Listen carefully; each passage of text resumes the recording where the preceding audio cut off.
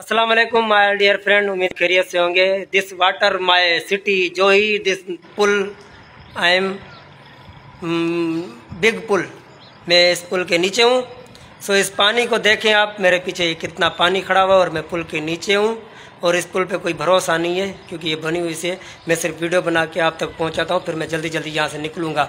तो इस पानी को देख के ना मुझे एक शेर याद आ गया, big rainy coming, big water coming, little rainy coming, little water coming.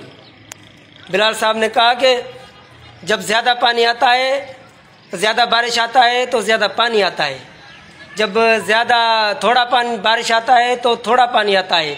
पर यहाँ पे ज़्यादा बारिश होगा तो ज़्यादा पानी आ गया है, यहाँ पे आप देख सकते हैं।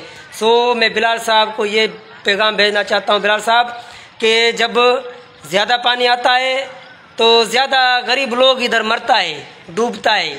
जब थोड़ा पानी आता है तो थोड़ा गरीब मरता है, इसमें डूबता है।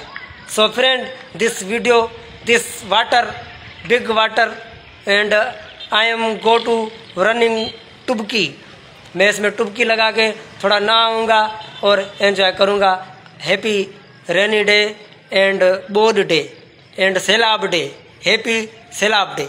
Thank you.